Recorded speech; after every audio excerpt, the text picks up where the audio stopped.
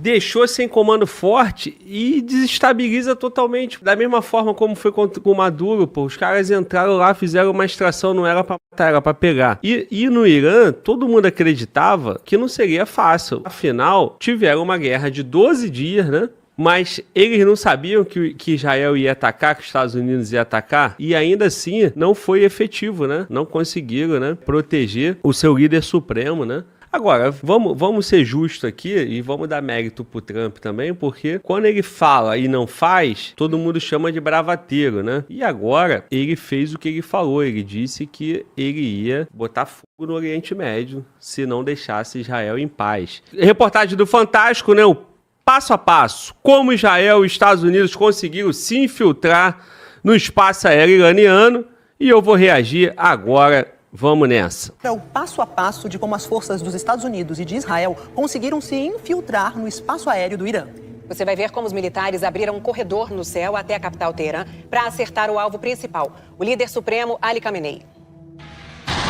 Esse é o sistema de defesa antiaéreo iraniano, um dos maiores do mundo. São milhares das chamadas baterias espalhadas pelo país. A operação de ontem mirou em, antes de tudo, abrir o céu. A joia da coroa iraniana são as baterias Bavar 373, que são compostas por 4 componentes. 2 são radares. O primeiro, que funciona como os olhos, é uma antena gigante que varre os céus em busca do inimigo.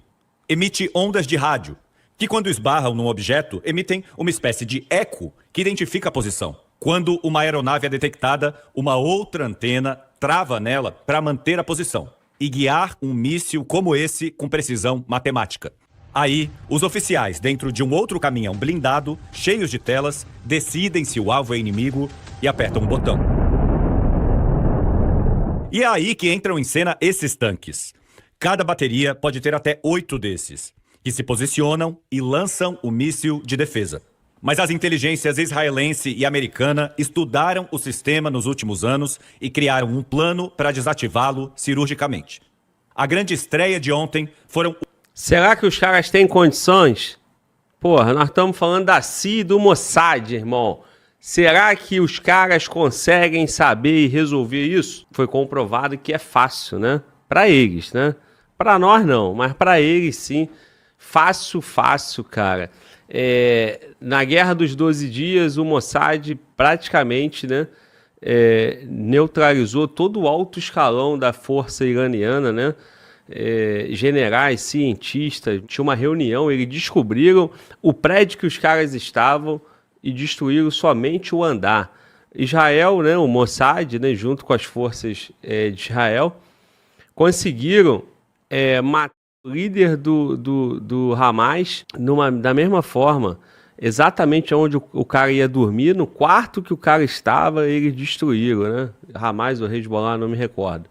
E, mais uma vez, né, no primeiro dia, eles neutralizaram o líder supremo lá iraniano, né, o Ali Khamenei, e num ato certeiro, né, conseguiu também neutralizar as baterias antiaéreas, é o que você está acompanhando na reportagem. Vamos lá, vamos continuar. Os novos drones americanos, chamados LUCAS, a sigla em inglês para Sistema de Ataque e Combate Autônomo de Baixo Custo. Custam $35 mil cada. Ironicamente, foram inspirados num modelo de drone desenvolvido pelos próprios iranianos, o Shahed 236, usado largamente na guerra da Rússia contra a Ucrânia. Os americanos capturaram um desses drones e fizeram a engenharia reversa. De acordo com o Comando Central americano, centenas deles invadiram os céus iranianos como um enxame. Esses drones são capazes de ficar totalmente parados no ar por até 6 horas. E estão conectados entre si, cada um deles com 18 quilos de explosivos no seu interior. Mas ontem eles serviram como iscas, porque os radares iranianos miraram suas ondas de rádio nos drones baratos e revelaram suas posições. Com essas informações, os americanos lançaram a primeira leva de Tomahawks, direto de navios e submarinos no Golfo Pérsico e Mar Arábico. São dos mísseis mais avançados, com um motor de avião e sistemas GPS e de imagem. Levam 450 quilos de explosivos. Os Tomahawk voam a 30 metros de altura, seguindo as linhas de montanhas e vales, e foram mandados para destruir as bases depois que elas expuseram os seus sinais de radares. Enquanto isso, na fronteira, aviões americanos começaram a chamada guerra eletrônica, que miram em embaralhar aqueles sinais de rádio emitidos pelas antenas iranianas. Eles lançam sinais mais fortes. Isso faz com que os computadores das baterias de defesa iranianas deem tela preta. Foi aí que 15 minutos depois entrou em cena a frota dos 200 aviões israelenses. Uma orquestra de destruição aérea como não se via desde as grandes guerras do século XX. Os primeiros a invadir os céus foram pelo menos 25 dos caças de quinta geração. O F-35I Adir. Os aviões israelenses entram no espaço aéreo no modo fantasma, ou stealth. Eles têm formas anguladas ou serrilhadas. Quando a onda do radar chega neles, ela volta para outro lugar. Imagina jogar uma bolinha de tênis contra uma parede inclinada. Ela não volta para você, mas para outra direção. Os mísseis estão escondidos dentro da barriga desse avião, que acabam virando pontos menores do que uma abelha no radar inimigo. Além disso, esses caças são capazes de se infiltrar nos computadores iranianos, não para desligá-los, mas para fazê-los pensar que está tudo bem, enquanto as bombas já estão caindo. David Deptula é tenente-general veterano da Força Aérea Americana. Já foi chefe de vigilância e inteligência e um dos estrategistas da Operação Tempestade no Deserto, na Guerra do Golfo, em 1991. Ele disse ao Fantástico que antigamente eram necessárias várias aeronaves para encontrar, detectar a localização exata e destruir o alvo. Mas hoje, todas essas habilidades estão nesses caças de quinta geração. Depois invadiram os céus os F-15I. Tu vê, né, cara? Tem os drones para você, dar uma enganada e agora os caças de quinta geração. É fantástico, cara. Eu vi uma imagem, cara, não sei se você viu, mano, Volta, do caça fugindo, meu irmão. Do ataque. Vocês passaram no News isso? Não, esse não. Mano, sensacional, mano, a habilidade, a tecnologia, como que o piloto, meu irmão, ele fugiu assim, cara. Ele solta os mísseis, né? Ele vai soltando as bombas, os mísseis para poder tentar neutralizar, né? Isso. Meu muito Deus, bom, mano. Sensacional, cara. Sensacional. Muito bom. Vamos lá. Que podem carregar até 10 toneladas de dinamite. Eles foram mandados para destruir sistemas de defesa subterrâneos. Havia também aviões postos de gasolina que podem reabastecer um caça em pleno voo. Além disso, os grandes maestros eram aviões capazes de detectar se algum míssil iraniano estava em rota para que os caças israelenses pudessem desviar. Dessa forma, em poucos minutos, americanos e israelenses abriram um corredor até Teherã e atingiram o alvo principal, o distrito de Pasteur, no centro da capital. Ali fica o complexo de Beit Habari, a casa do líder. Muitos pensavam que o Ayatollah estivesse num bunker subterrâneo nas montanhas, mas Ali Khamenei estava escondido dentro de uma das casas desse complexo altamente fortificada com bunkers subterrâneos.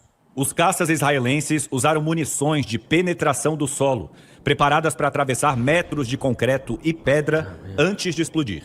A operação foi tão rápida que não daria tempo de fugir dali de helicóptero ou num comboio protegido. A casa de Ali Khamenei ficou assim. O Ayatollah foi morto nas primeiras horas. Deixou os iranianos sem comando forte. Irmão, olha só, cara.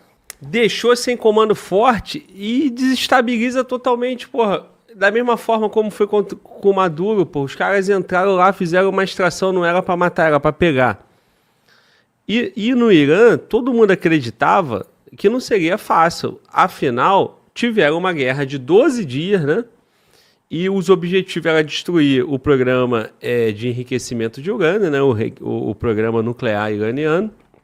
Era desestabilizar. Isso eu estou me referindo a 6 meses para trás, né, junho, julho, e destabilizar o regime e para que eles parassem de financiar a guerra contra Israel. E o terceiro objetivo, né, seria, né, em tese, destruir esse cara que aparece aí, né, que é o líder supremo lá, o Ali Khamenei. Só que, se não conseguiram naqueles 12 dias, parecia que era algo assim a ser conquistado, né? Não seria da noite pro dia, né? Ou nos primeiros minutos e horas de ataque, né? Bom, estamos aqui, tudo bem, é um vídeo bem positivo, né? Para os Estados Unidos, para Israel, talvez assim, uma boa propaganda, mas foi um fato, né? Foi um fato. O cara em poucos minutos foi neutralizado, né? Não deu nem tempo de fugir. E ainda que ele estivesse no bunker, né? A capacidade do ataque destruiu tudo. Vamos